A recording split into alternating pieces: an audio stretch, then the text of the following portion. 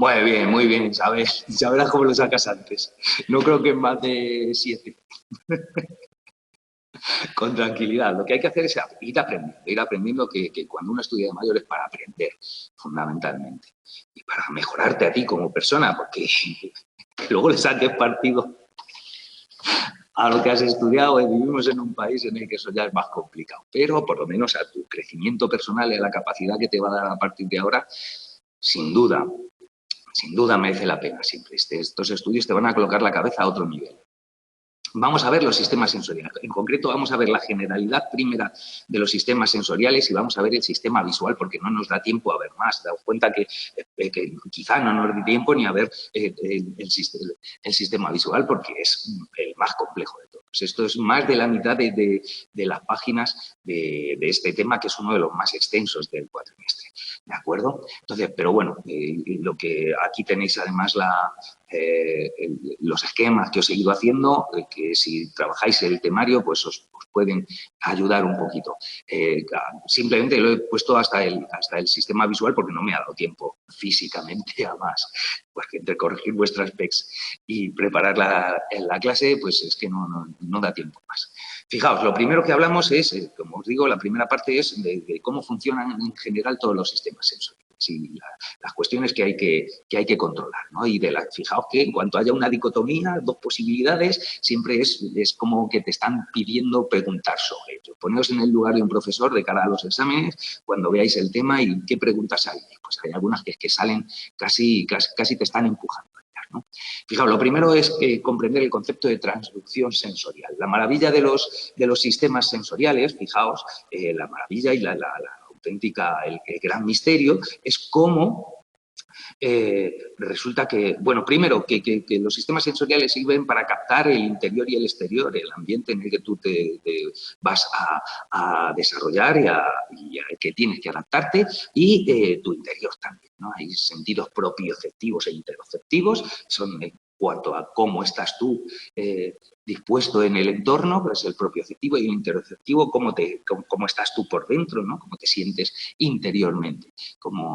Y los que nos sirven para captar el exterior. Pero eso no hace que la realidad sea la que nosotros vemos. Ya tenéis que saber, sois alumnos de un grado universitario, ya tenéis que saber que la realidad no se ciñe solamente a lo que nosotros vemos. Nosotros vemos una parte de esa realidad, la que filogenéticamente nuestra especie ha llegado por selección natural, se ha considerado que eso se ha demostrado, de hecho, que eso es esa captación de ese entorno es suficiente para que nosotros podamos desarrollar y desplegar conductas adaptativas, que es el objetivo. Pero ya sabéis que un perro no ve lo mismo que veis vosotros, ni huele lo mismo que oléis vosotros, ni oye lo mismo que oís vosotros. Y lo que es el perro, lo que capta el perro no es la realidad, ni lo que captamos nosotros no es la realidad. Cada especie capta una porción de esa realidad, la que, por su historia evolutiva,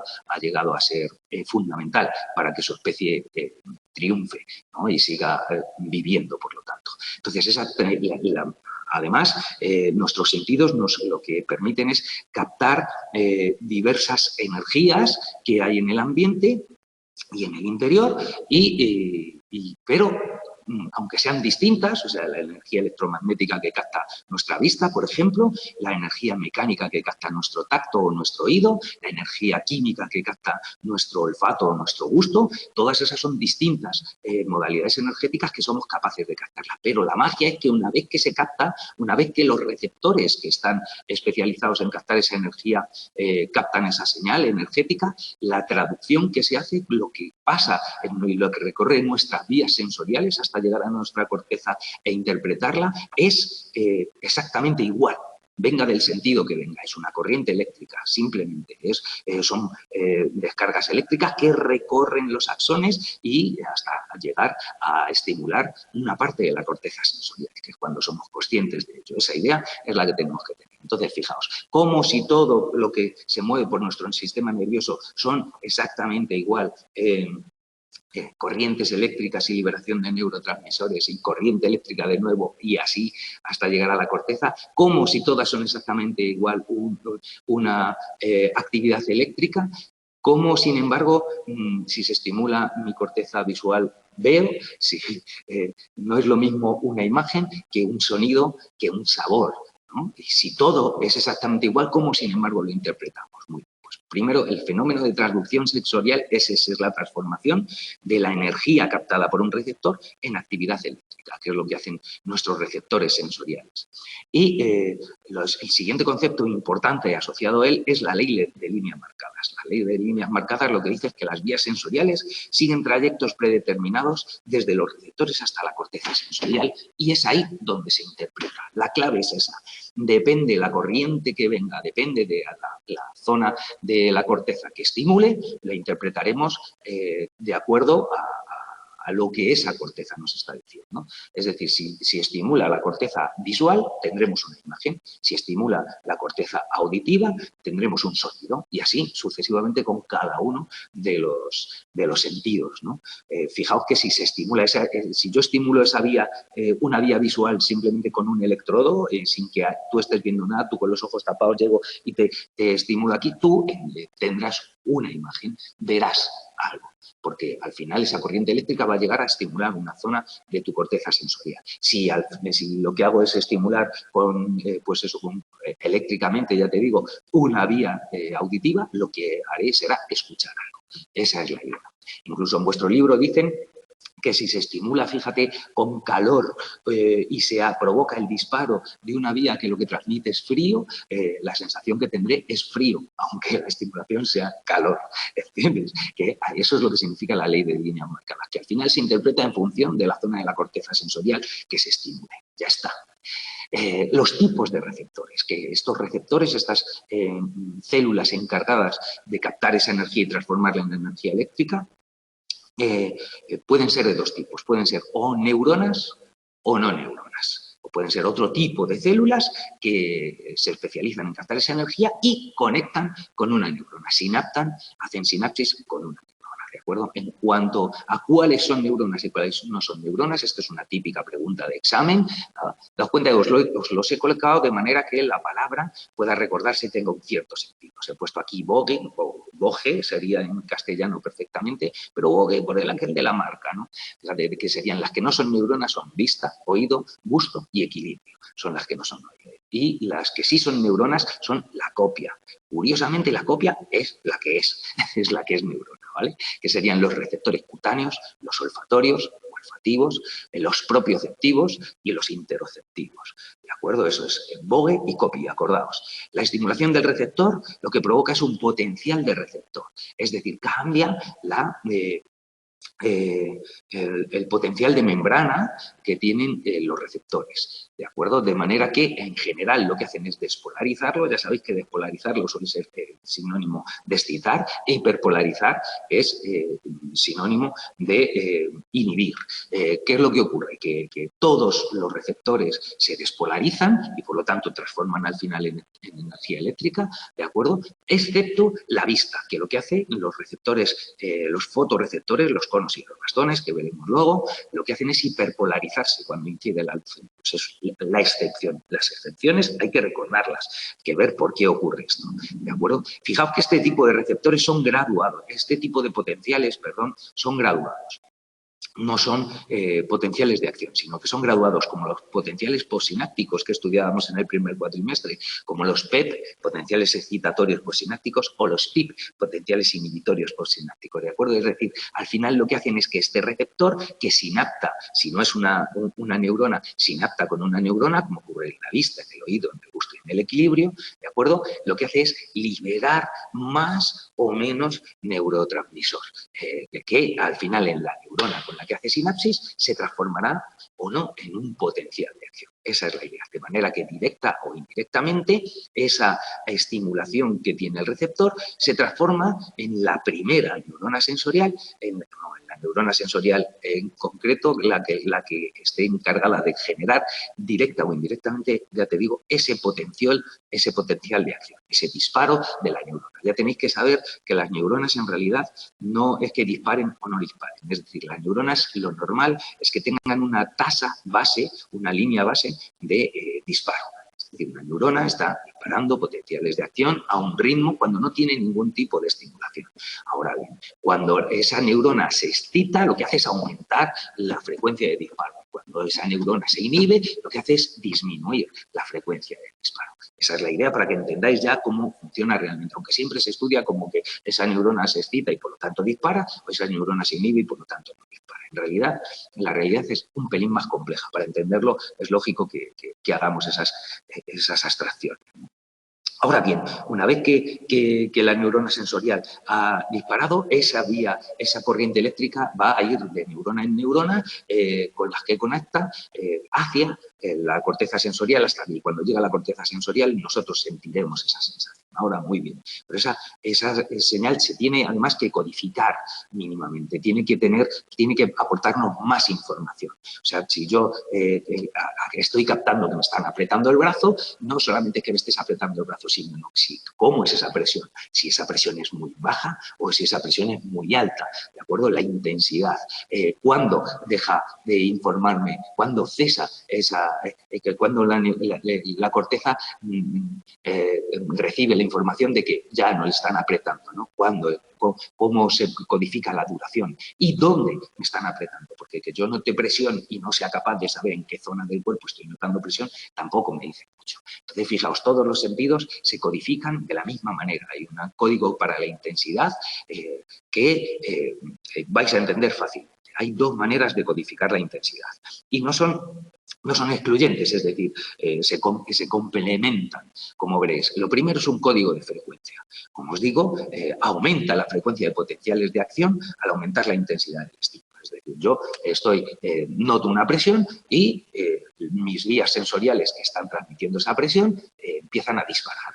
Aumento la presión y aumenta la frecuencia de disparo en la corteza somatosensorial cuando estoy recibiendo más potenciales, más potenciales de acción que llegan a ella, más aferencias, más disparos de las aferencias, pues se interpreta como que me están apretando más. Que empiezo a reducir la presión, pues lo que hace es aumentar la distancia entre un disparo y otro, es decir, disminuir la frecuencia. El código de frecuencia es lógico, se entiende fácilmente. Ahora bien, ese código de frecuencia comprenderéis que tiene una limitación, tiene un límite que ya no se puede aumentar la frecuencia de disparo. Entonces, ¿qué ocurre entonces si sigo apretando? ¿Cómo puedo comprender cuál es el sistema que utiliza nuestras vías sensoriales para codificar que sigo apretando y que hay más presión? Ese es el segundo tipo, que es el fraccionamiento según el rango. Fraccionamiento según el rango o, como dicen en vuestro libro, también se llama código poblacional. ¿Qué significa eso? Pues fijaos, significa que hay grupos de neuronas sensoriales que tienen distintos umbrales. Distintas sensibilidades. Es decir, una neurona empieza a disparar, desde el primer momento que siente presión empieza a aumentar su frecuencia de disparo, pero llega un momento en que ya no llega más. Entonces, hay otro grupo de neuronas que no ha empezado a disparar todavía porque tiene el umbral más alto y empieza a disparar a lo mejor cuando es 10 veces la presión que hace disparar a la primera. ¿Vale? Y otro grupo de neuronas que sea cuando 10 veces dispara la segunda o 100 veces dispara la primera. Esto es un ejemplo que os pongo porque lo entendéis fácilmente. Imaginaos cómo se codifica en los números, en nuestro sistema numérico, ¿no? En la posición que ocupa cada cifra nos dice, ¿no? Las unidades significa una, sin embargo las decenas significa 10 veces la anterior y las centenas 100 veces la primera. Esa es la manera. Igual, de esta manera se codifica porque cuando en tu corteza somatosensorial está llegando una que sabemos que es de rango alto, esa presión que me está haciendo sé que es muy alta. ¿Entendemos? Si sigues presionando, pues será esa más una unidad y así. Fijaos en lo que son unidades, decenas, centenas, para comprender lo que es el código de poblacional o el fraccionamiento según el rango. Distintas neuronas, por tanto, responden con distintos umbrales de estimulación. Respecto a cómo se codifica la duración, sobre todo lo que sabemos es cuándo se acaba, cuándo se corta la señal de que esa estimulación ha acabado. ¿Vale? Entonces, fijaos, hay dos conceptos aquí que hay que comprender. Uno es adaptación y otro es habituación. La clave está en que en ambos casos el individuo lo que interpreta es que ya no siente ya no tiene esa sensación, ha dejado de sentir esa estimulación que tenía al principio. Eso es el común a ambos, pero en un lado esa sensación es lógica porque el receptor deja de responder aunque el estímulo sigue ahí, sigue presente, ¿de acuerdo? Y en otro caso, sin embargo, el receptor sigue respondiendo, pero lo estoy ignorando. Simplemente he aprendido a ignorarlo. Es un concepto de aprendizaje, no es una adaptación del receptor. Es decir, cuando el receptor se adapta a la nueva realidad, deja de responder. Esa es la idea. Entonces, hay receptores, se pueden clasificar a los receptores como de adaptación lenta, los que se llaman también tónicos y, por lo tanto, transmiten información permanente de lo que está ocurriendo, y otros que son permanente o muy duradera, y otros que son de adaptación rápida, que se llaman, transmiten información fásica, por lo tanto, son receptores fásicos de lo que pasa ahora, y ya una vez que pasa, se adaptan a la nueva realidad y dejan de transmitirlo. Vais a entender este concepto con el ejemplo que os ponen de los corpúsculos de Pacini. Fijaos, los corpúsculos de Pacini, tanto los corpúsculos de Pacini como los discos de Merkel, son tipos de mecanorreceptores que tiene vuestro sistema táctil, ¿vale? Vuestro sistema somatosensorial. Vais a entender, el corpúsculo de Pacini, digamos que es una prolongación, por lo tanto son receptores cutáneos. Los receptores cutáneos son neuronas o son otro tipo de células que se acoplan a neuronas, pero no son células neurales. ¿Qué son, neuronas o no son neuronas? Son neuronas, porque es la C, son receptores cutáneos, es la C de Copy, ¿de acuerdo? Son neuronas. Fijaos, concretamente los corpúsculos de Pacini, os lo pongo porque como además no vamos a llegar a ver eso, fijaos, esta sería, estoy dibujando con el ratón, con lo cual no esperéis gran cosa. Imaginaos que este es el axón, una prolongación de la célula neural, la célula sensorial, que va a formar el corpúsculo de Pacini. El corpúsculo de Pacini es como empieza a hacer un montón de pliegues, la membrana, y se transforma cada uno de estos pliegues está lleno de líquido, lo que transforma en una especie de cama de agua. ¿Vale? El ejemplo de la cama de agua siempre lo utilizo y me parece muy acertado en este caso. Imaginaos que esto es un canal, que es un canal de iones que está conectado mecánicamente, ¿vale? Con la membrana, con otras porciones de la membrana, anclado ahí. Cuando esta cama de agua, tú imagínate que te sientas en la cama de agua, al sentarte en la cama de agua te deformas la cama de agua y tiras, por lo tanto, de este canal, mecánicamente de las paredes del canal. Abre el canal y entran los iones y se produce la despolarización, que en todos los receptores lo que se produce es una despolarización, menos en los cutáneos, menos en los visuales, que se produce hiperpolarización. Entendemos qué es lo que ocurre, ¿no? Que simplemente al sentarte deformas y se abre el canal y entran los iones. ¿Qué es lo que ocurre? Tú te sientas en una cama de agua y según te sientas en la cama de agua se mueve todo, plum, plum, plum, plum, pero al momento la cama, si tú sigues sentado en la misma posición, la cama se estabiliza y, por lo tanto, el receptor ya se adapta, se vuelve a cerrar en la nueva posición. Eso es una adaptación rápida. ¿Qué ocurre? Que ¿cuándo va a volver a dar información de que cambia la presión? Cuando cambie, cuando te levantas de la cama de agua, se vuelve a mover todo y en ese movimiento se abre y vuelven a pasar y se vuelve a despolarizar. ¿Entendéis? Que un receptor así acoplado solamente daría información cuando te sientas en la cama de agua y cuando te levantas. Fijaos que eso es lo que ocurre, por ejemplo, cuando yo me acabo de sentar en esta silla, los corpúsculos de Pacini de mi culo y de mis muslos han dado información nada más sentarme, pero en cuanto pasan unos segundos ya no tengo información de presión, si no, no podríamos estar sentados, no aguantaríamos, tendríamos siempre la sensación de que, ay, cómo me aprietan, ¿no? Cómo aprieto yo sobre la silla en este caso. Entonces, ahí, ¿cuándo vuelvo a tener sensación? Cuando me levanto tengo la sensación de que ha cambiado la presión. Esa es la idea, así funcionan los corpúsculos de Pacini, ¿de acuerdo? Y eso es una adaptación rápida, por lo tanto, se adaptan a la nueva realidad. En cuanto hay una presión, se deforman, pero al deformarse se mueve el líquido y se vuelve a acoplar toda la cama de agua en la misma posición. Cuando te levantas, se vuelve a mover la cama de agua y vuelve a haber un paso de iones por el canal. Esa es la idea, para que entendáis cómo funcionan los corpúsculos de Pacini. Por cierto, sin embargo, los discos de Merkel, pues imagínate que yo lo que necesito es tener información, yo estoy apretando un tornillo, pues necesito estar permanentemente mientras dura todo ese tiempo, necesito estar controlando qué presión estoy haciendo sobre el tornillo y, por lo tanto, sobre el destornillador que va sobre el tornillo, ¿no? Por lo tanto, tengo que tener información permanente. No vale con que tenga información, nada más coger el destornillador y al rato de coger el destornillador ordenador ya no tenga ninguna sensación y no sepa si estoy apretando lo suficiente, más o menos, o para coger una copa de vidrio. Fijaos, si yo cojo una copa de vidrio y no tengo información de cómo la estoy apretando, pues tendría, como vosotros comprenderéis, pues me cargaría la copa o se me caería. Necesito estar permanentemente teniendo esa información. Entonces, esos son receptores de adaptación lenta, como los discos de Merkel.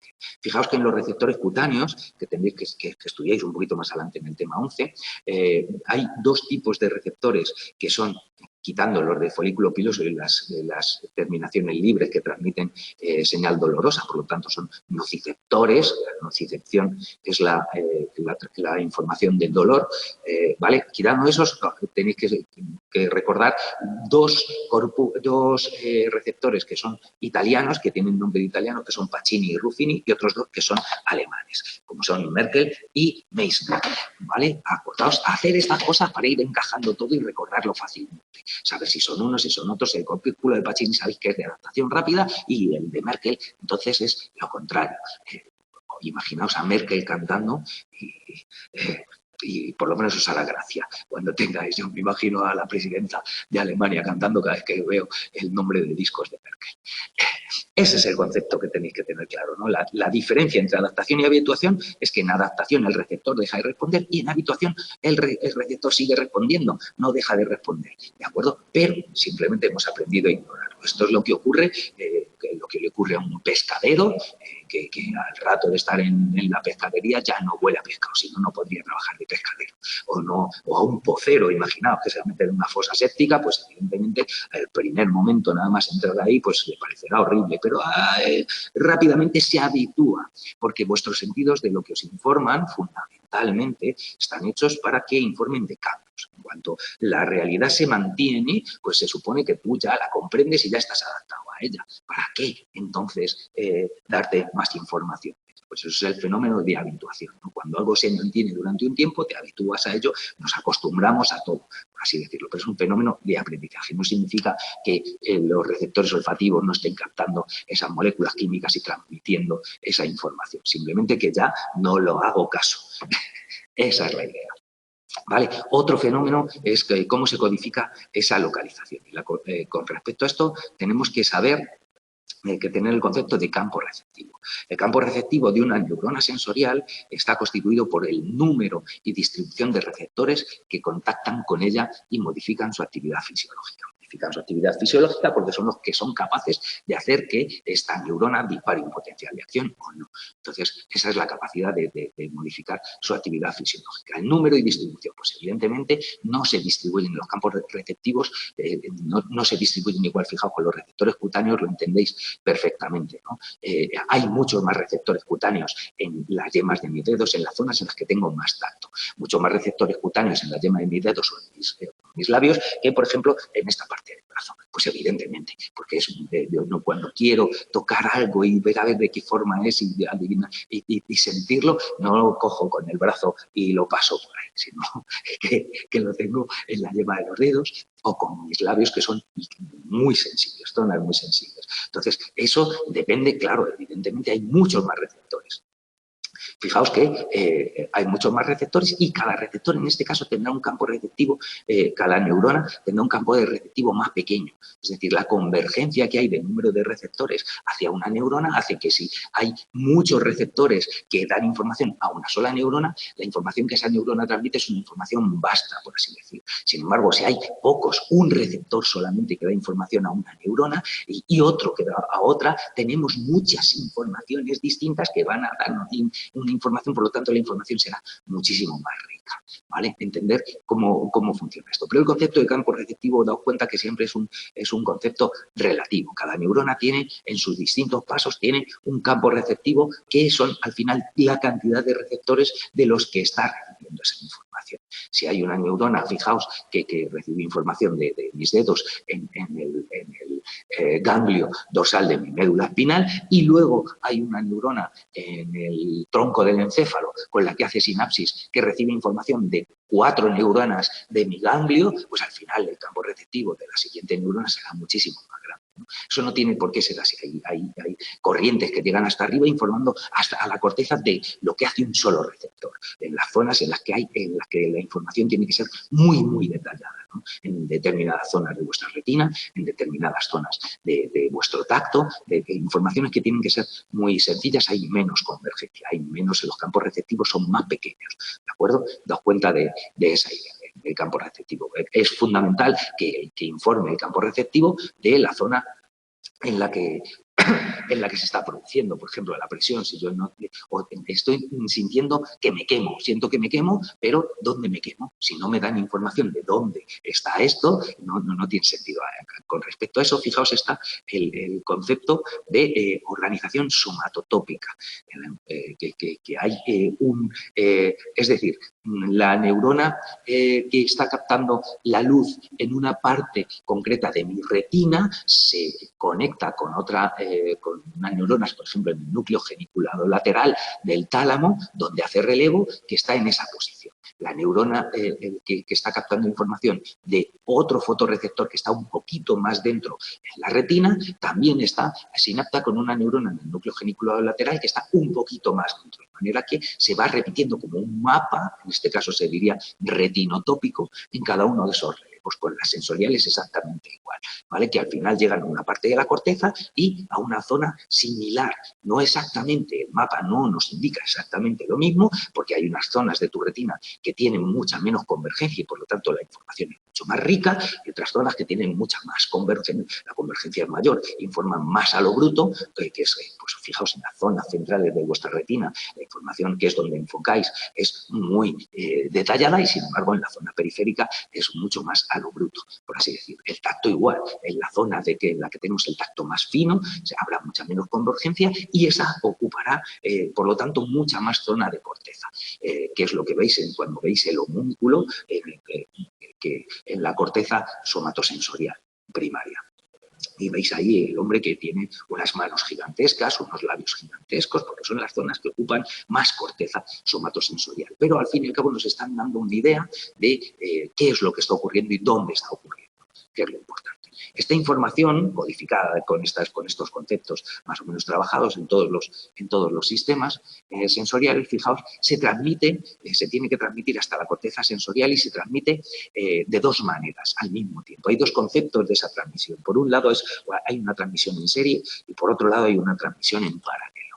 ¿Vale? En serie significa que esta transmisión está organizada jerárquica. Es decir, hasta llegar desde la primera neurona que tiene esas deformaciones que se ha especializado en captar un tipo de energía, como ocurre con las somatosensoriales de los corpúsculos de Pacini que estábamos viendo, o que contacta con un receptor que no es una neurona, pero contacta con ella. Esta primera neurona tiene que contactar con otra neurona en una posición más superior, digamos que sería pues ya en otra zona del sistema nervioso central, en el tálamo y posteriormente llegar a la corteza, ¿no? Esto es lo que nos dice que esa organización está jerarquizada, que sigue toda esa línea hasta llegar a la corteza sensorial, que es la de máximo orden, donde se llega a interpretar eso. La somatotópica ya lo hemos visto, que es la disposición ordenada de sus aferencias que se mantiene en los distintos niveles de relevo. Esta información en serie hace referencia, por lo tanto, a que hay neuronas sensoriales de primer orden. Las neuronas sensoriales de primer orden son las primeras que transmiten el impulso nervioso, las primeras que transmiten, por lo tanto, un potencial de acción. Quedaos con eso, ¿vale? Entonces, fijaos que en todos los sistemas sensoriales, estas neuronas están en el sistema nervioso periférico y están en los ganglios espinales, es decir, el soma de estas neuronas ocupan los ganglios espinales. ¿Os acordáis de la raíz dorsal del ganglio espinal, por donde llegaba la información, que tiene un engrosamiento? Ahí es donde están los somas de las neuronas que inervan esa parte del cuerpo, ¿de acuerdo? O en los craneales, que siguen la misma estructura, pero informan en el cráneo. Esa es la idea. Esas son las neuronas de primer orden. Las que están en los ganglios espinales son los craneales, excepto, fijaos, en la retina, que estas primeras neuronas, las neuronas de primer orden, son las neuronas ganglionares, que no son las primeras que transmiten información, pero son las primeras que emiten potencial de acción. Quedaos con eso, que emiten, por lo tanto, impulsos nerviosos que aumentan la frecuencia de disparo. Esas, las ganglionares que están en la retina, y las mucosas y las del sistema olfatorio que están en la mucosa olfatoria. Ya está. El resto están en los ganglios espinales y craneales. De ahí, esas neuronas contactan en serie, siguen la serie y contactan con una neurona de segundo orden, que esa ya está en el sistema nervioso central. Entonces, esto es una típica pregunta. ¿Qué neurona en la transmisión de la información sensorial, la neurona de qué orden es la primera que está en el sistema nervioso central? Pues la neurona de segundo orden. La de primer orden está fuera, el sistema nervioso periférico. ¿De acuerdo? Que concretamente está en la médula o en el tronco del encéfalo, es esa neurona de segundo orden. ¿Por qué? Porque la de tercer orden ya está en el tálamo. El tálamo sí está dentro del sistema nervioso central, pero ya no es ni médula ni tronco, en ese camino. Y sabéis que en el tálamo, en los núcleos de relevo del tálamo, de ahí pasará la información a la corteza somatosensorial, que sería la siguiente somatosensorial, si transmite información de tu piel, ¿no? Información cutánea, o en la corteza visual si es información visual, corteza auditiva si es audición, etcétera, etcétera, etcétera. Al tálamo y del tálamo en adelante a la corteza, es donde va. Ese camino seriado lo siguen todos. Hay algunas que se saltan algún paso intermedio porque hay algunos tractos que pueden ser más largos, quiero decir, pueden ser más directos y otros que van haciendo más relevos porque transmiten información que se va procesando en cada uno de esos relevos. Al mismo tiempo que se transmite en serie, se transmite también en paralelo. En paralelo se transmite, eso significa que una sensación no se transmite solamente por un cableado, por una vía, sino que se transmite por varias vías. Eso es fundamental, entre otras cosas, porque es un sistema de seguridad. Por si falla alguna de las vías, esa información llegue de todas maneras a la corteza por otra vía, ¿no? Imaginaos que en vez de ser las vías sensoriales, es el cableado eléctrico que va a llegar a vuestra casa. Si solamente hay un cable que al final llega a vuestra casa, si ocurre una avería en la subestación eléctrica de la que sale ese cable, pues no tenéis luz. Sin embargo, si hay un apagón, vosotros no tenéis luz durante un rato hasta que se conecta el segundo cable. Pero el segundo cable no hay que fabricarlo, colocarlo, llevarlo por otra subestación. No, ya está ahí. Hay que activar toda esa segunda vía con más actividad de la que tiene habitualmente para que llegue a tu casa. Pero ya está preparada, toda la infraestructura ya está hecha. Las vías por las que lleva la corriente eléctrica a tu casa estarán duplicadas como poco. Tiene que haber varias, tiene que haber transmisión de esa corriente eléctrica en paralelo. Que habitualmente se utilice solo una, sí, pero tiene que haber otra para si falla una que funcionen las otras. ¿De acuerdo? Entonces, fijaos, en paralelo generalmente se transmiten con matices distintos. Hay una misma parte que transmiten todas las vías de información, pero cada una además añade determinadas cosas. Entonces os ponen como ejemplo el sistema somatosensorial. Y en el sistema somatosensorial hablan de que hay dos vías fundamentales por las que se transmite esa información somatosensorial, esa información táctil. ¿Vale? Por un lado está el sistema lemniscal, que transmite información táctil compleja y propioceptiva de cómo está tu cuerpo en el ambiente, en ese momento, cómo está colocado, ¿de acuerdo? Y por otro lado se transmite por el sistema anterolateral, que fundamentalmente transmite información nociceptiva de dolor y información de temperatura, ¿vale? Pero ambos transmiten información conjunta. Hay cierto solapamiento y te dicen, por ejemplo, el sistema lemniscal participa en la localización del estímulo doloroso. Claro, que tengas información de que me duele, pero no sé dónde me duele, tampoco es muy lógica. Se tiene que, por lo tanto, que transmitir información que compartan ambos sistemas y otra participan al final y la sensación que se tiene es la unión de todas las vías que llegan en ese momento a activar esa zona de la corteza. Esa es la clave.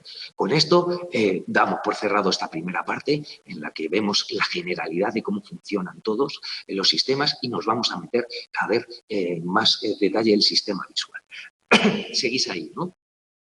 ¿No os habéis ido? ¿No se ha asustado todavía lo suficiente?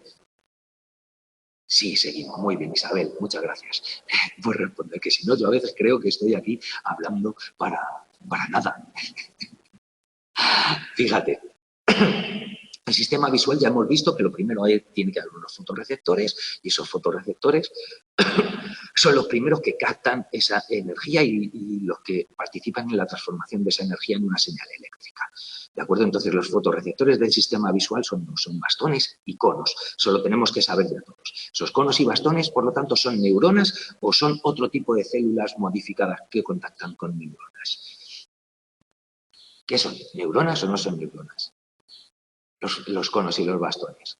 No, Isa, ¿son copy? No, son Bogue, es la V de Bogue, sistema visual, la V de Bogue. Por lo tanto, no son neuronas. Acuérdate, es fácil. Vista, oído, gusto y equilibrio. Bogue, esos no son neuronas. Eso es. Para eso quiero que tengáis la cabeza de esa manera. Fijaos, los bastones tienen características distintas a los conos. Concretamente, los bastones son más sensibles a la luz, solamente necesitan un fotón para transmitir información, con un solo fotón ya se excitan los bastones, ¿de acuerdo? Tienen más convergencia, lo que os decía, hay muchos receptores, muchos bastones que contactan con una, o sea, provocan más convergencia. El bastón en sí es un bastón que conecta con una célula bipolar. En este caso hay muchos bastones que conectan con cada célula bipolar. Dan, por lo tanto, una información más bruta, menos detallada, ¿de acuerdo? Que lo que coincide, la convergencia tiene relación directa con la resolución espacial, por lo tanto, tienen menos resolución espacial. Tener más resolución espacial es tener más detalle, ¿vale? Tener menos resolución espacial es así, es como si fuese en la tele, sería una imagen, o de una foto sería una imagen más pixelada, menos nítida, no la que transmiten los bastones que la que transmiten los conos.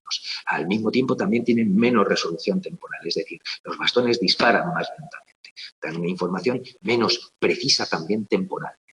Los conos, sin embargo, fijaos, son menos sensibles a la luz, necesitan más de 100 fotones, os he puesto aquí en vuestro libro, dice que necesitan cientos de fotones para estimularse, para transmitir esa información, por lo tanto, de que se está viendo. Tienen menos convergencia, es decir, hay pocos y en algunas zonas solo uno que contacta con la primera neurona, que en este caso son neuronas bipolares, ¿de acuerdo? Hay zonas en las que solamente es un cono el que contacta con una neurona bipolar, no tiene ninguna convergencia, es muy rica, por lo tanto, la información que dan en esa zona. Fijaos, tienen, por lo tanto, más resolución espacial, es decir, la imagen menos pixelada, mucho más nítida, mucho más información de cada centímetro que estoy viendo es mucho más detallado, ¿vale? Y hay más resolución temporal, dispara mucho más rápido. Esto nos da lugar a que el sistema visual funcione con dos subsistemas, dos sistemas. Un sistema que es el escototópico, que está adaptado para la visión nocturna o para visión en condiciones de poca luminosidad, y el sistema fototópico, que es el contrario, para condiciones de buena luminosidad, para la visión diurna. Esa es la clave. Fijaos, ¿cómo acordaos de esto? Que aquí os suena escoto. ¿Escoto os suena algo? ¿Escoto? Y no me digáis escote, a otra cosa. No seáis así. ¿A qué os recuerda escoto? ¿Escoto os suena de algo? Escroto, bueno, también, fíjate, claro, a mí me suena más a escote y a ti más a escroto, ¿por qué será? Pero no, la idea no es esa, Isa. Te puede sonar a escroto, pero no quiero que lo relaciones con el escroto. Manda escrotos. Fíjate, no. Había un pueblo, fijaos, había un pueblo prerromano y luchaba contra los romanos, muchos que eran los escotos. Los escotos con los pictos atacaban a los romanos. ¿Os suena de algo de dónde eran estos escotos? ¿Os suena de algo? Es lo que os quiero dar, porque etimológicamente vienen del mismo lado, por eso se viene. Pues fijaos, ¿no suena a Escocia? Escocia, los escotos viene de ahí, de Escocia, ¿no? Scottish, ¿vale? Es el whisky escocés. Eso es. Bueno, pues Escocia es una zona que no se caracteriza por tener un sol inmenso, ¿no? Sino por todo lo contrario, por estar siempre con niebla, ser muy brumosa, muy oscura. Por lo tanto, recordar que el sistema escototópico es el de la visión en condiciones de poca luminosidad es fácil. Y al mismo tiempo recordar, fíjate, que los fotorreceptores que forman parte del sistema escototópico para ver cuando hay poca luz son los bastones, que es lo que utiliza un ciego, pues también es fácil. ¿De acuerdo? Fijaos que eso es una clave que te puede dar. Fijaos cómo es en vuestro libro viene esta primera imagen en el sistema visual que te amplía, te pone cómo es el ojo y te amplía una zona de la retina, la zona en la que hay más nitidez, donde se acumulan más conos, por lo tanto, porque los conos y los bastones, fijaos, se colocan sobre el epitelio pigmentado, que es esto, es donde se colocan los receptores sensoriales, que está al final, es la piel que está en la parte de atrás de la retina, es la piel, se llama epitelio pigmentado, que es se llama pigmentado porque esa piel tiene mucha melanina. Es negra, muy oscura. ¿Para qué? Para que la luz que llegue ahí no rebote en absoluto y no provoque distorsiones en la visión. ¿De acuerdo? Por eso se acoplan sobre el epitelio pigmentado. Entonces, los conos y los bastones se reparten por la retina de forma desigual. Hay zonas en las que hay más densidad y zonas en las que hay menos. Hay zonas en las que hay más conos y zonas en las que hay más bastones. Hay muchos más bastones que conos en toda tu retina. Pero los conos están muy concentrados en la parte central de tu ojo, donde centras tu ojo cuando quieres mirar bien y ver algo que has visto así, has visto grosso modo, coges y te centras a ver qué es eso exactamente y te fijas en los detalles. Ahí estás haciendo que la imagen se proyecte en esa parte de la retina, en esa parte de la retina donde la piel de la retina, que sería esto, fíjate, dicen en vuestro libro que se produce una invaginación. Este hueco se llama fóvea, ¿vale? Y el centro de esa fóvea se llama foveola. En esta zona solamente hay conos, no hay bastones, solamente hay conos. Por lo tanto, ahí es donde se va a producir la información más nítida, donde vas a concentrar, la información va a ser mayor, es donde vas a mirar cuando quieres captar bien todos los detalles de una imagen, ¿de acuerdo? Entonces, fijaos que esto lo podéis comprobar todos, que no hay bastones en esta zona, porque cuando miréis estrellas, fijaos esta noche, cuando salgáis a la calle y miréis hacia el cielo, si os lo permite la zona en la que estáis, y veis estrellas, fijaos, hacer una prueba y fijaos que la estrella que no brille mucho, si brilla mucho, sí, porque si brilla mucho, incluso puede llegar a estimular tus conos y puedes ver tonalidad de color en esa luz, porque los bastones no transmiten información de color, solamente transmiten información de brillo, ¿de acuerdo? La información de calor la transmiten los conos, nada más. Entonces, cuando miréis ahí y veis una estrella que no brilla mucho, si veis la estrella que no brilla mucho, no miréis justo a esa estrella, mirad un pelín al lado y la veréis clarísimamente. Pero si miráis justo y centráis, por lo tanto, la parte central de vuestro ojo en esa estrella que brilla poco, veréis que desaparece, que esa estrella deja de verse. ¿Por qué? Porque en el centro de tu ojo solamente hay conos y no se va a ver. Entonces, para verla nítidamente tienes que mirar a un ladito, justo al lado de donde está. Realmente esa ahí la veréis. Pero si centráis vuestra vista, desaparecerá. Haced la prueba y veréis cómo es algo que podéis ver perfectamente. Y esa es la demostración de que en el centro de vuestra retina, en lo que se llama fóvea, en la foveola, que es la parte más céntrica de la fóvea, solamente hay conos. Y por lo tanto, cuando fijáis la vista ahí, no podréis tener estimulación cuando es una luz tan tenue como una estrella que no brilla mucho. Esa es la idea. Aquí tenéis, os he puesto lo siguiente para comprender, y además, pues si no nos da tiempo a más, no da tiempo, todavía tenemos una por delante. Fijaos cómo se produce esta transmisión de esa información eléctrica del sistema visual, cómo recorre todo hasta tener la experiencia de la visión. Fijaos, la luz, por lo tanto, que incide en conos y bastones, que son los receptores, provoca la hiperpolarización de estos. Daos cuenta que esta era la excepción. Estos receptores se hiperpolarizan. Esa hiperpolarización provoca una reducción de la cantidad de glutamato, que el glutamato es el el neurotransmisor principal de la visión. ¿De acuerdo? Produce una liberación menor, una reducción menor de glutamato proporcional a la luz que está recibiendo, a la hiperpolarización que esté recibiendo. Fijaos que el glutamato es un receptor, digo, un neurotransmisor que se considera el neurotransmisor excitatorio por excelencia. Sin embargo, en el sistema visual, en estas células bipolares, hay unos receptores, ya os dije que no es en sí, el neurotransmisor no es excitador ni inhibidor realmente, generalmente sí, o en su mayoría sí, sino que un mismo neurotransmisor depende del receptor que estimule al acoplarse, lo que haga este receptor. Si este receptor al acoplarse el neurotransmisor provoca PEP, potenciales excitatorios, será una neurotransmisión excitatoria.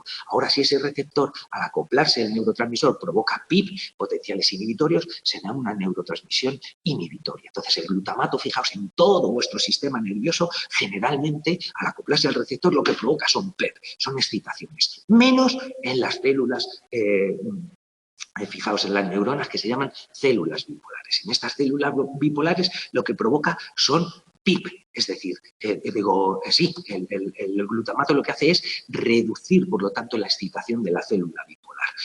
Entonces, cuando se reduce el glutamato, se libera menos glutamato, por contra, lo que hace la célula bipolar es excitarse, es aumentar. Pero la célula bipolar, fíjate, tiene un cambio gradual de su potencial. Es una célula que no, una neurona que no emite potenciales de acción, sino que libera más o menos neurotransmisión, es otra excepción, libera más o menos neurotransmisión en la sinapsis que hace con la siguiente célula, la siguiente neurona, que son las neuronas ganglionares. Fijaos, aquí están primero las bipolares y luego las ganglionares. Estas ganglionares son las que dicen en vuestro texto que son las neuronas visuales de primer orden, porque son las primeras que emiten el potencial de acción. Y ahora lo veréis. Entonces provoca, como os digo, esa reducción de glutamato por recibir luz en los conos y los bastones, provoca un aumento de liberación de glutamato en la siguiente sinapsis, de la célula bipolar con la ganglionar, lo que provoca un aumento de la tasa de disparo, es decir, empieza a disparar como loca la célula ganglionar. Fijaos que los axones de las células ganglionares son los que forman el nervio óptico. Pero es, bueno, pues porque ese es el glutamato monosódico que provoca un sabor que se llama umami y que es el quinto sabor, ¿no? Está el dulce, salado, amargo y ácido y el umami, y que se sabe que estimula el apetito y que te apetece más, que es muy reforzante, por lo cual, pues por eso te ponen glutamato porque te gusta, no tiene nada que ver con la neurotransmisión exacta, no es que bebas Coca-Cola y entonces tengas estimulación, tengas visiones, ¿vale? No llega, no pasa la barrera hematoencefálica ni nada, ni hombre, si te echas a lo mejor glutamato en tus ojos, bueno, si te echas Coca-Cola en tus ojos, pues no sé qué es lo que te pasará, probablemente se te peguen los párpados porque tienen muchísimo azúcar, es lo más que te puede pasar. Aumenta la tasa de disparo de la célula ganglionar. ¿De acuerdo? Como os decía, las células ganglionares, los axones, son los que forman el nervio óptico. Ese nervio óptico que veíamos en el encéfalo de cordero al verlo en la disección por la parte ventral. ¿De acuerdo? Pues os acordáis que había como una cinta en V que llegaba a un cruce que se llamaba quiasma óptico, y esa era la señal porque a partir de ahí empezaba el diencéfalo. Muy bien. Pues ese tracto se llama ahí nervio óptico hasta el quiasma. Del quiasma hacia el núcleo geniculado lateral, que es el siguiente punto del tálamo, se llama tracto, ¿de acuerdo? Entonces, fijaos que es eso, el axón del nervio óptico lo forma el axón de la célula ganglionar, forma el nervio óptico hasta el quiasma, y del quiasma en adelante se llama tracto óptico, hasta llegar al núcleo geniculado lateral del tálamo. Sabéis que, salvo el olfato, el resto de sentidos, antes de llegar a la corteza, pasan por el tálamo. Y el tálamo es la primera gran estación de procesamiento de información sensorial. De hecho, en el tálamo se decide qué información llega a estimular la corteza y cuál no, ¿vale? Entonces, del tálamo se distribuye en lo que se llama radiación óptica hasta la corteza somatosensorial, que está en tu lóbulo occipital primaria, que se conoce como corteza estriada o región V1, porque es la primera que recibe la información visual, la V1. De aquí vas a otras cortezas adyacentes, que cada vez se va procesando más, que sería la V2, la V3, la V4, así dicen en vuestro libro que puede haber hasta V15. Y de ahí pasa a otras áreas, fijaos, esto no se ha descubierto hace mucho, esto es bastante, es que se sabe lo que se sabe nada más, y ahora podemos llegar a esto, y sabemos que de ahí pasa a áreas de asociación que están fundamentalmente en el lóbulo temporal y en el lóbulo parietal. Concretamente, hay una corriente ventral que lleva información al área de asociación temporal inferior, y hay otra corriente, que sería la corriente dorsal, que lleva información al área de asociación parietal posterior. En la temporal inferior es donde se procesan los detalles más finos, cómo es, qué forma tiene exactamente y las características de lo que estamos viendo, y en la corriente dorsal, la parietal posterior, cuando se llega la estimulación a este área de asociación parietal posterior, nos informa de la localización, dónde está eso que estamos viendo, y se combina con informaciones que están dedicadas a dirigir, a ejecutar acciones conforme a lo que estamos viendo. ¿De acuerdo? Esa es la sensación visual, es decir, para tener la sensación visual, y es la última frase de vuestro libro, del sistema visual de vuestro libro, en la última página antes de entrar con el siguiente sistema, hacen hincapié en esto, en que es fundamental para tener esa experiencia visual que llegue la corriente estimulante, llegue a estimular estas dos áreas de asociación. De hecho, fijaos, se sabe, y también lo dicen en vuestro libro, que no convergen al final todas en una y es ahí donde vemos, sino que esa visión es algo más distribuido en vuestro cerebro. Es decir, que más cuando esa corriente ventral estimula la zona, el área de asociación temporal inferior y la corriente dorsal, el área de asociación parietal posterior, y que esa estimulación se dé en un momento dado al mismo tiempo, es lo que me provoca la experiencia visual. Quedaos con esa idea, ¿no? Como os decía antes, esa transmisión en cada uno de los relevos, que se haciendo referencia a la transmisión en serie, es una disposición, se transmite porque hay una disposición ordenada de las aferencias sensoriales, es decir, lo que os decía, esta zona de la retina estimula esta zona del núcleo geniculado lateral, estimula esta zona de la corteza estriada V1. Esta zona que está un pelín más dentro, más hacia la nariz de la retina, estimula una parte que está colocada en la misma posición en el núcleo geniculado lateral, estimula una parte de la corteza visual que está colocada en la misma posición. Eso es lo que se dice que sigue un mapa retinotópico. Esa es la idea. ¿De acuerdo? Esa es la idea. Fijaos, ahora que ya tenemos claro cuál es toda la corriente y cómo sigue, vamos a ver particularidades de cómo funcionan los distintos eslabones de esta cadena que transmite la información visual. El primer eslabón, la primera estructura, el primer tipo de célula, la primera neurona que conecta con los receptores son las células bipolares, que como os decía, se caracterizan porque no emiten potenciales de acción. Por eso, aquí cuando se dibuja, fijaos, cuando dibujan cómo activan las células ganglionares, dibujan cada raya de esta es un disparo de la neurona, un potencial de acción. ¿De acuerdo? Sin embargo, como veis aquí, en las células bipolares no. Lo que te indican es cómo se despolariza o se hiperpolariza, que lo que correspondería a un aumento de la liberación de glutamato, cantidad de glutamato que se libera, una disminución de cantidad de glutamato que se libera en la sinapsis con la célula ganglionar. ¿De acuerdo? Quedaos con eso. Ahora bien, lo digo para que cuando veáis en el examen imágenes que hacen referencia y que son así continuas, se están refiriendo a células bipolares. Si veis imágenes que están indicando tasa de disparo, ya tienen que ser ganglionares o posteriores. Esa es la idea, ¿vale? Para que tengáis las claves que lo identifican. Entonces, fijaos que hay la mayoría de las células bipolares se estructuran su campo receptivo, es decir, la parte de la retina,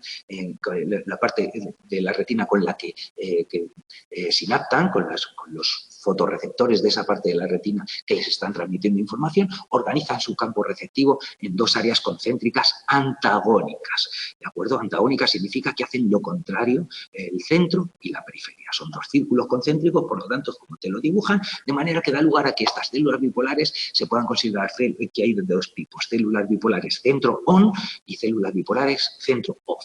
¿Qué significa? Pues lo que nos indica, lo que suponemos, que las de centro-on disparan y, por lo tanto, aumentan, en este caso no disparan potenciales de acción, sino que aumentan la liberación de glutamato en sus sinapsis con la célula ganglionar cuando la luz incide en el centro y disminuyen la liberación de glutamato cuando incide en la periferia. Esos son las de centro. Y las de centro al revés. Cuando incide en el centro, disminuyen la liberación de glutamato y cuando incide en la periferia, aumentan la liberación de glutamato. Esa es la idea. Simplemente quedaos con eso. Son temas, son particularidades de cómo funciona cada una de estas neuronas, ¿no? Fijaos, cuando inciden tanto en el centro como en la periferia, no se produce prácticamente cambio en la liberación de glutamato. Un pequeño aumento al principio y aquí una pequeña disminución al principio, pero en realidad es como que no transmiten información porque transmiten información cuando hay diferencias entre el punto de luz concreto que está en el centro o en la periferia.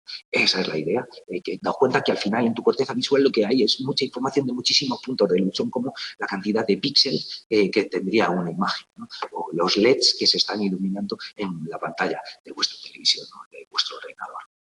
Quedaos simplemente con eso, no lleguéis a más. Daos cuenta que en realidad esto ocurre en muchas células bipolares, pero no todas son así, porque como os dirán más adelante, hay, o como os dijeron antes también, hay la zona, por ejemplo, de la fobia donde no hay convergencia, donde un solo cono conecta con una sola célula bipolar, no hay posibilidad de centro y periferia, porque solamente es un receptor el que está mandando información, ¿entendéis? Pero en el resto de la retina, donde sí a una célula bipolar llegan conexiones de varios receptores, sí se organizan de esta manera en centro y periferia.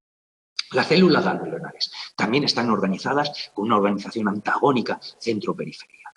¿De acuerdo? Exactamente igual. De manera que responden centro-on, centro-off, pero aquí lo que se produce es un aumento o disminución de la tasa de disparo. Esto es lo que podéis ver en esta imagen que tenéis en vuestro libro, cómo funcionan las de centro-on y cómo funcionan justo al revés las de centro-off. Esta es la idea. Veis que las de centro-on tienen más escrito en el centro y menos en el exterior, para que entendáis y comprendáis. Ahora bien, este tipo de las células ganglionares, que todas funcionan con esos campos receptivos de antagónicos centro-periferia, pueden transmitir tres tipos de información. O sea, hay tres tipos de células ganglionares que sepamos que transmiten, que se especializan en transmitir algún tipo de información.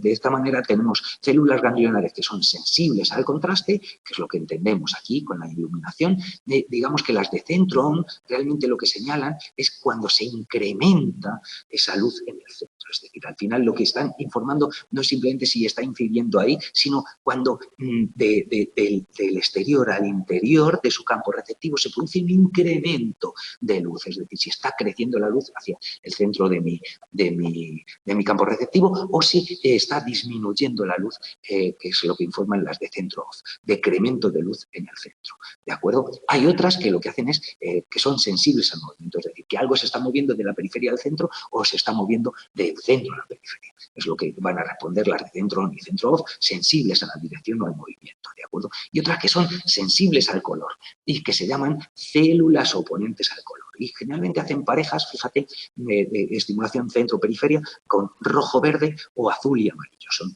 lo que suelen transmitir. Rojo más, cuando es siempre centro-periferia, significa que rojo más significa que van a aumentar la frecuencia de sus potenciales de acción si captan luz roja en el centro y van a disminuir sus potenciales de acción si reciben luz verde en la periferia. Esta es la oponencia centro-periferia en los oponentes al color. ¿De acuerdo? Quedaos simplemente con eso, con cómo funcionan así las células ganglionares. El siguiente paso sería en el núcleo geniculado lateral. Pero antes quiero que veáis, porque venía esta imagen en vuestro texto, ya os lo he comentado en otro momento, pero buen momento para recordarlo, fijaos. Cada ojo tiene realmente dos hemirretinas. Cada retina se puede dividir en dos mitades. La mitad que está más cerca de la nariz se llama hemirretina nasal y la mitad que está más cerca del lóbulo temporal, más cerca de tu oreja, es la hemirretina temporal. Muy bien, pues los axones de las células ganglionares, que son las que hemos visto, que salen de la retina y forman el nervio óptico, hasta el quiasma óptico y del quiasma óptico en adelante, hay unas que cruzan y decusan y atraviesan el quiasma óptico y otras que no, que simplemente es así. ¿Cuáles son? Pues las de la hemirretina, como veis, la hemirretina temporal, como veis aquí, estas no decusan ni mandan información ipsilateral, por lo tanto al núcleo geniculado lateral del mismo lado. Sin embargo, las de la hemirretina nasal sí decusan, como veis aquí, estas de la hemirretina nasal del ojo derecho, decusan y, por lo tanto, mandan información al núcleo geniculado contralateral. Núcleo geniculado lateral, contralateral a la retina de la información. De manera que en el núcleo geniculado lateral izquierdo, por ejemplo, se está recibiendo información de la hemirretina nasal del ojo derecho y de la hemirretina temporal del ojo izquierdo. Y ambas imágenes se solapan en estas células ya de aquí, del núcleo geniculado lateral, donde ya se está produciendo, por lo tanto, la información conjunta de lo que ve un ojo y lo que ve otro ojo. Y al final, lo que tu corteza de aquí a la radiación óptica, que va a llegar, que va a mandar los axones del núcleo, de la célula del núcleo geniculado lateral hacia vuestra corteza visual primaria, en la corteza estriada, la información ya es binocular, ya llega información con lo que están viendo los dos ojos. ¿De acuerdo? Eso es importante para tener conciencia de profundidad, etcétera, como veréis más adelante. El núcleo geniculado lateral, fíjate, es un núcleo geniculado, es un núcleo, perdón, talámico, en el que se procesa una información muy compleja y, por lo tanto, está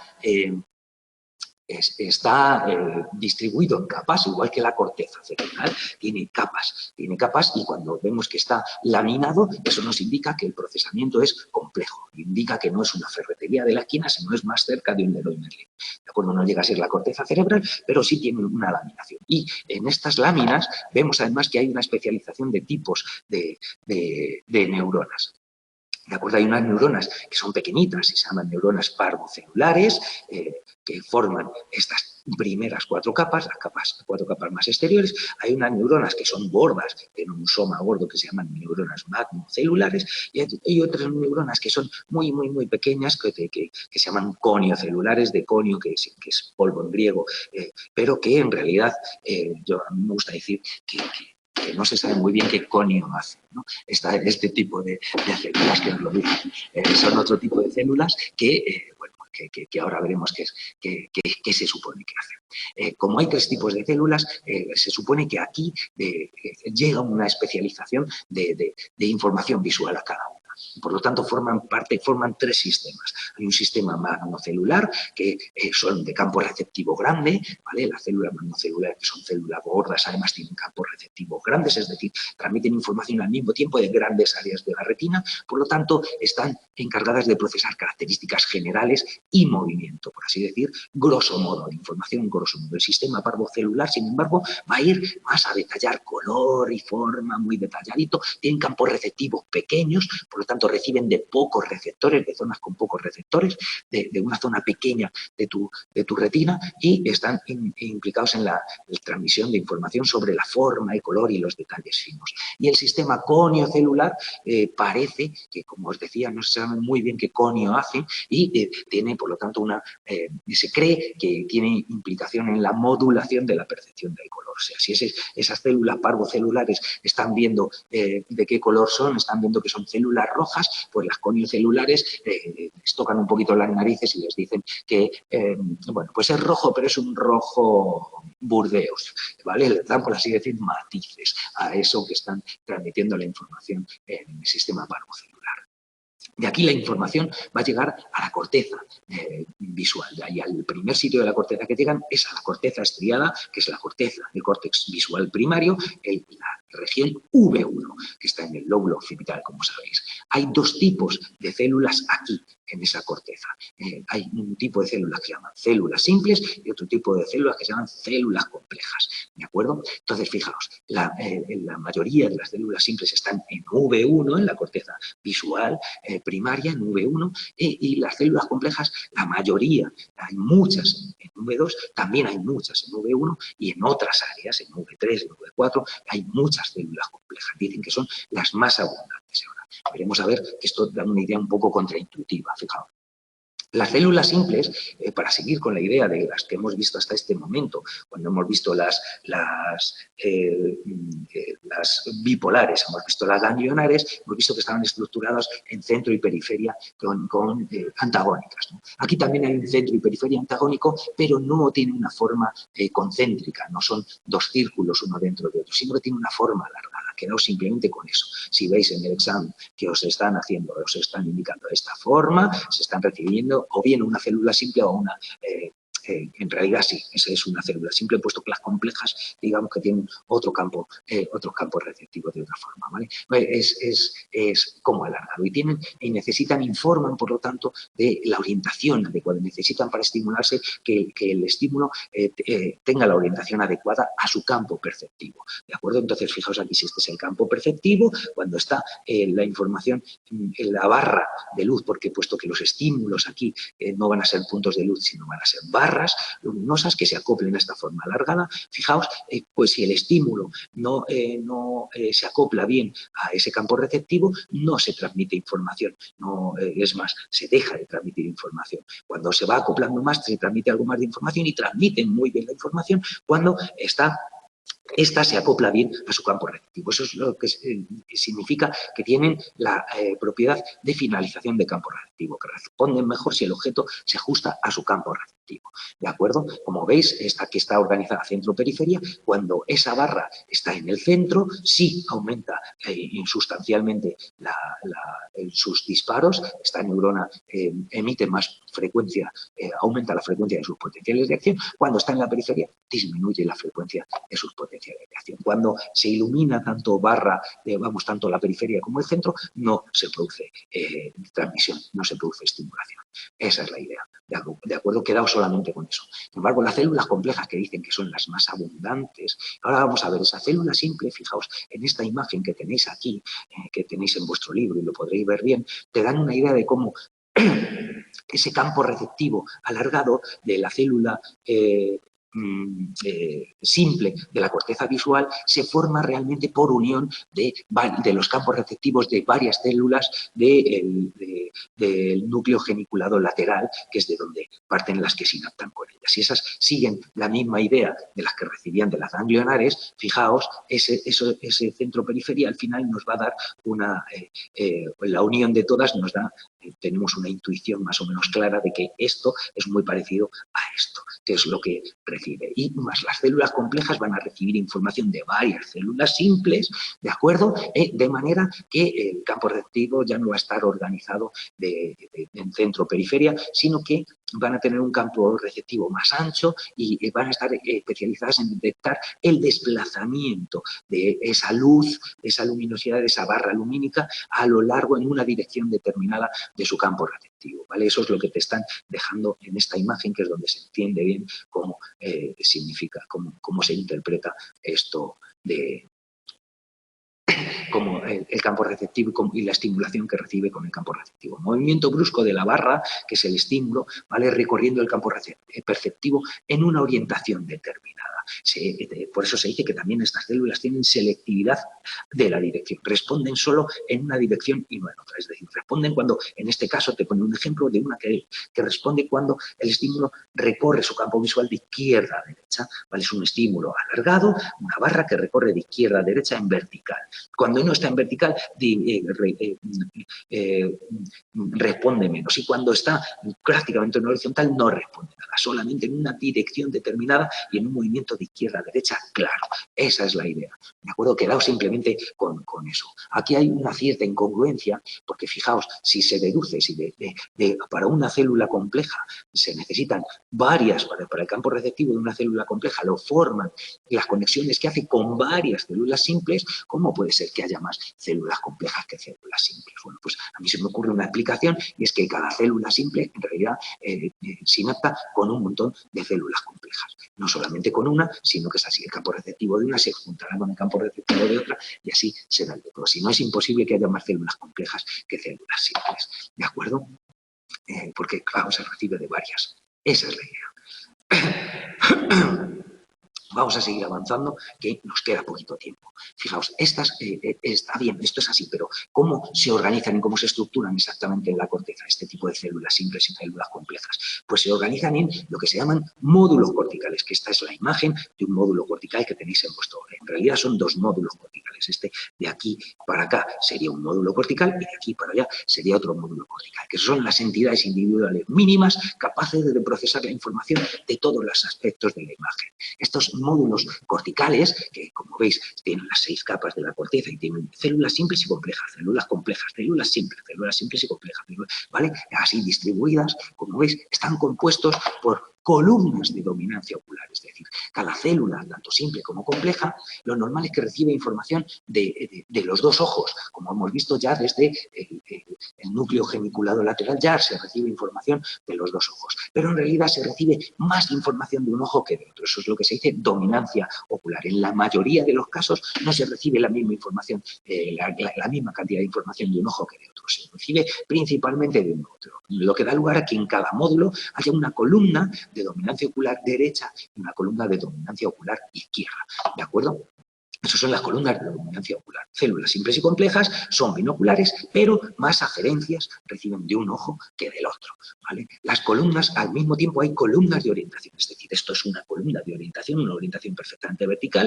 La siguiente tendría esa barra que captaría la célula simple o compleja tendría que tener una orientación desviada a 10 grados, otra desviada a 10 grados, así hasta recorrer los 180 grados que pueden tener todas hasta volver a tener hasta recorrer todos. Estas son las columnas de orientación que tienen preferencia y se estimulan, por lo tanto, las neuronas de esa columna con las que tienen un ángulo determinado, la iluminación que tiene un ángulo determinado. La hipercolumna es el conjunto de columnas de orientación que cubren todos los ángulos posibles, ¿de acuerdo? Y luego, en estos módulos corticales hay estacas, que son esto que vemos aquí como clavado, son acúmulos de neuronas que están especializadas, células simples y complejas, que están especializadas en procesar información lumínica, información de color. Son regiones sensibles al color, no a la luz blanca, sino a la luz coloreada, ¿vale? El color. Son células, aquí son células doblemente oponentes al color, porque sí que están estructuradas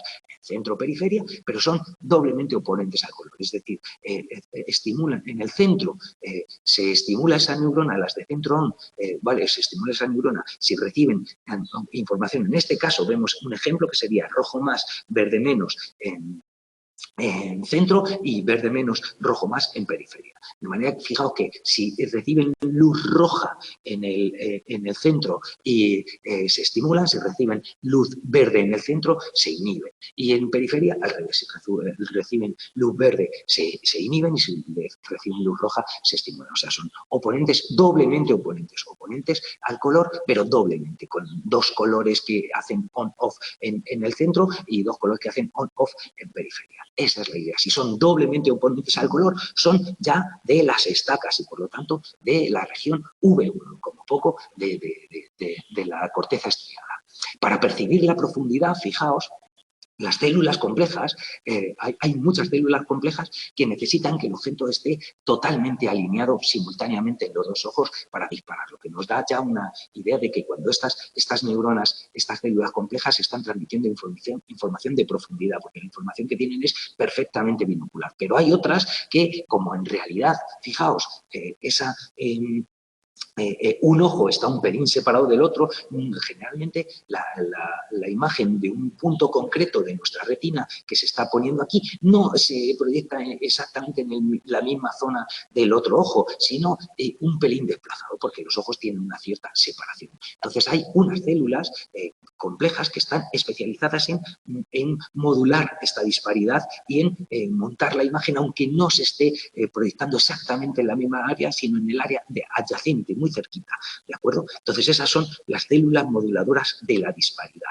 Tanto las células que necesitan que esté perfectamente alineados los dos ojos como las moduladoras de la disparidad forman parte de las neuronas que están procesando la información de la profundidad. Detectan imágenes, por lo tanto, las moduladoras de la disparidad, que inciden sobre partes ligeramente separadas de vuestras retinas, de la retina de un ojo y de la retina de otro ojo. Fijaos, la percepción visual, que ya os he dado una idea al principio de cómo se produce, por lo tanto, esta sería la región V1, esta sería la región V2 que tiene una banda fina, una banda gruesa, una banda pálida, unas bandas pálidas, ¿vale? Una van a formar la corriente ventral y otra van a formar la corriente dorsal, que al final una va a llegar, como os he dicho, al área de asociación temporal inferior y van a informar sobre todo sobre detalles, ¿vale? Y otras a la asociación, a la corteza de asociación parietal posterior, que van a informar sobre la localización. Unas será qué son y otras dónde están, fundamentalmente. Sabemos que además se aclara con otro tipo de información. Pero esa percepción visual se forma de esta manera. Fijaos, lo que esta imagen que está en vuestro libro quiere decir es que ya aquí, fíjate que hay dos tipos de células ganglionares, hay unas enanas, otras parasol, que no tenéis que estudiar vosotros porque esta es información de más que viene en la imagen, pero no viene en el texto y solamente os pueden examinar de las del texto. Lo que es importante aquí es que comprendáis que desde la estimulación ya de las células ganglionares, hay determinados tipos de células ganglionares que transmiten un tipo de información más detallada y otros que transmiten información más brusca y más del movimiento, ¿de acuerdo? Más de esa de localización espacial y de movimiento. Ya desde ahí van por dos vías separadas a transmitir esa información, que al final la imagen visual va a ser cuando se estimulan las dos áreas y por lo tanto tenemos la percepción total, ¿vale?, de los detalles grosos y de los detalles finos. Y esa es la información visual que tenemos. La imagen se constituye al estimularse ambas áreas, la asociación temporal inferior y la parietal posterior simultáneamente. Fijaos que ya están desde los ganglios, desde la retina, las células ganglionares, ya unas van por una vía, por la vía que llegan en el núcleo geniculado lateral a las magnocelulares. De las magnocelulares, fíjate, van a contactar con células simples y complejas, pero no en las estacas, en el resto, ¿de acuerdo? Y de aquí, por lo tanto, van a ir a la banda gruesa en V2 y también al área medial temporal, que es parte del área de asociación temporal inferior, ¿de acuerdo? Y por lo tanto van a formar parte en este caso van a ir a la corriente dorsal que van a ir, es parietal, ¿de acuerdo? Es vía dorsal parietal. Van a ir a este área de asociación parietal posterior y van a transmitir información sobre dónde está más vasta. Acordaos que las magnocélulas son más gordas y tienen campos receptivos más grandes. Sin embargo, las otras, que ya van a ir desde las parvocelulares, un tipo concreto de células ganglionares, a las parvocelulares, de estas parvocelulares a las estacas, de las estacas a las bandas finas y de las bandas finas, fijaos, a la vía ventral temporal, a procesar más información sobre color y forma detallada, por lo tanto, qué son detalles de qué son, que ya está. Nada más. Y lo último que nos quedaría, fijaos, es incidir en determinados detalles que tenéis que controlar en cuanto al procesamiento cortical que se hace del color, determinadas áreas que están implicadas, que se sabe que están implicadas en el procesamiento del color, en el procesamiento de la forma, en el procesamiento del movimiento, y que su lesión provoca determinadas carencias. En este caso, fíjate, la lesión de la zona que es equivalente a la TEO en monos, que es una zona del córtex inferotemporal anterior, su lesión provoca lo que se llama acromatopsia cerebral. Es decir, aunque tus receptores, tus conos funcionen perfectamente y transmiten información de color, sin embargo, tu cerebro no es capaz de interpretarla porque tienes una lesión en esa zona. ¿De acuerdo? En la región V4 es una región que está implicada en un fenómeno que se llama la constancia del color. Es decir, que eres capaz de ver el mismo color aunque cambie la intensidad de la luz. ¿De acuerdo? Esa es una propiedad importante para el procesamiento del color. En cuanto al procesamiento cortical de la forma, te dicen que este procesamiento se requiere la activación de varios niveles y varios niveles participan en ese procesamiento. Concretamente te hablan de la V1, la corteza estriada, de la V4 y del córtex visual de asociación, ¿de acuerdo? Que sabemos que participa en eso. La lesión del córtex visual de asociación, por lo tanto, provoca lo que se dice agnosia visual. Es decir, que vemos, pero no somos capaces de decir qué es lo que vemos, no podemos interpretar lo que vemos, eso es lo que es la agnosia. ¿De acuerdo? Hay una región que nos recuerda a la TEO porque es región TE, se llama TE, ¿vale? Que tienen campos receptivos muy grandes y que además depende de la experiencia, que está especializada en reconocer objetos como tales, ¿de acuerdo? A reconocer el objeto que es así, que es ese objeto. Depende de la experiencia y no es la primera vez, pero una vez que nosotros ya hemos visto ese objeto una vez y sabemos qué objeto es y lo identificamos, para poder reconocer el objeto como tal, necesitas que participe esta región TE. De manera, fíjate que esta reconoce que es un teléfono móvil, aunque solo veas una parte del teléfono móvil, ¿vale? ¿De acuerdo? Para eso es importante la activación de esta región, la región TE.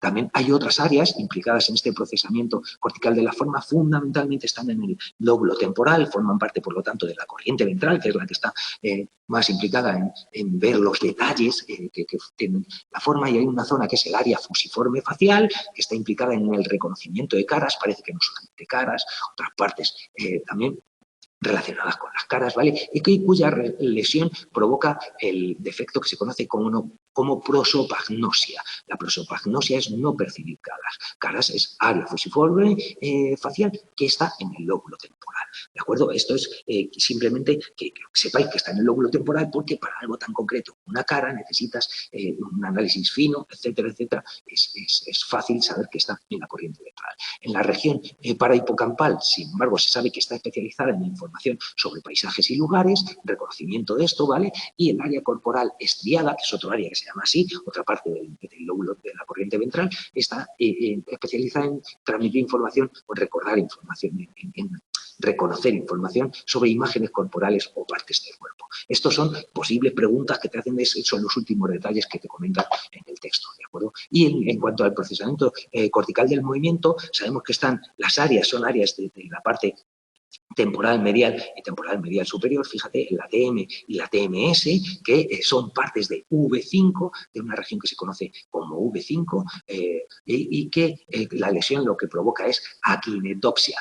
Kinético, ¿no? Kinetic, lo entendemos que tiene relación con movimiento. Entonces, akinetopsia es que eres incapaz de percibir el movimiento. Te ponen el ejemplo de una mujer que no cruzaba los semáforos porque cuando cruzaba un semáforo no era capaz de ver el coche que se acercaba ni calcular, por lo tanto, lo que iba a tardar o no tardar en pasar. Solamente o sea, que son casos increíbles de lo que se puede producir. Fijaos que esto es akinetopsia, ¿vale? Acordaos de eso, akinetopsia, prosopagnosia, etcétera, etcétera. Los ejemplos de los que te pueden preguntar. Y con esto y un bizcocho, chicos, hemos llegado al final, no da tiempo a más, nos hemos pasado 5 minutos de la hora. Espero no haber sido demasiado rollero porque había mucho que contar y cuesta asimilarlo a grandes rasgos. Esto quedará grabado, voy a parar la grabación que si no luego dura siglos.